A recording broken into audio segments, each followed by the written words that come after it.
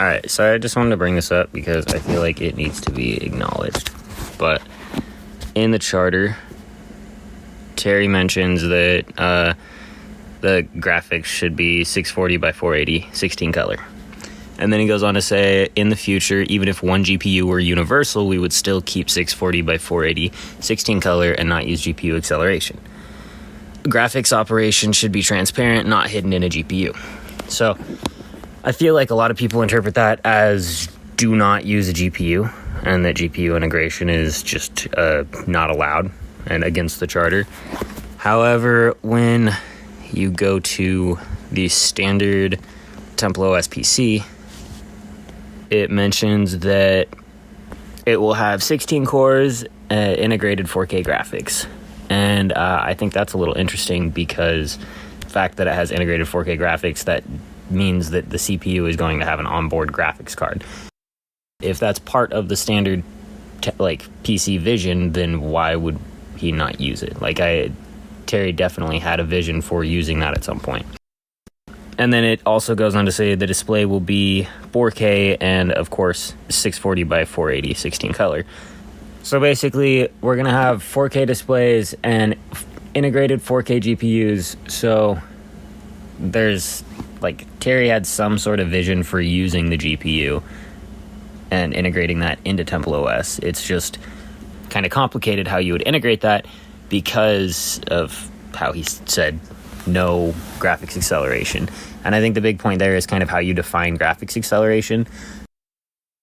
If you look at Shaders.HC and Shadows.HC, it also kind of has some basic fragment shaders, but they're all handled by the CPU. And it handles it in a similar way that the GPU would, but it just does it on the CPU. So it uses similar techniques. Anyhow, it's kind of a complicated subject how you would actually integrate the GPU and not really break the rules of not doing graphics acceleration with it. And so my thought process with maybe kind of how you could do that is more post-processing effects, which still technically would be considered hardware acceleration.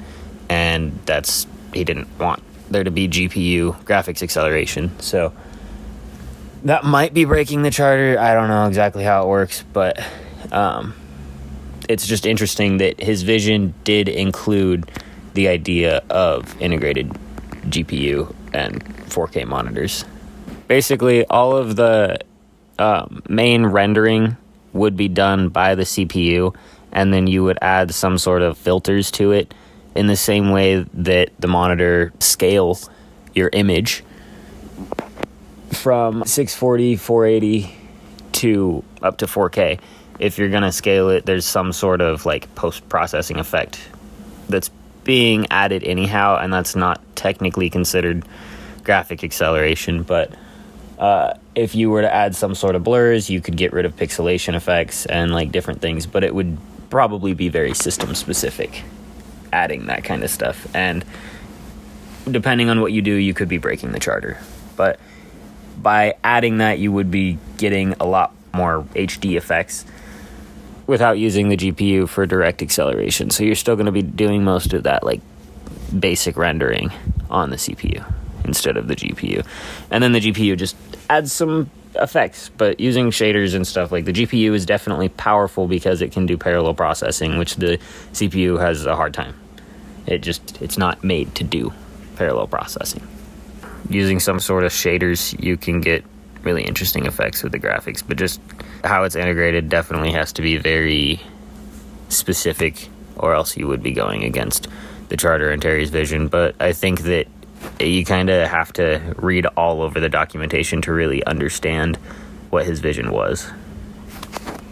Alright, so I also wanted to add that TempleOS would be an awesome environment to learn shaders, even if it was just a tool that was kind of going against his vision and not using it to build TempleOS, but more just using it as a tool to learn unrelated skills.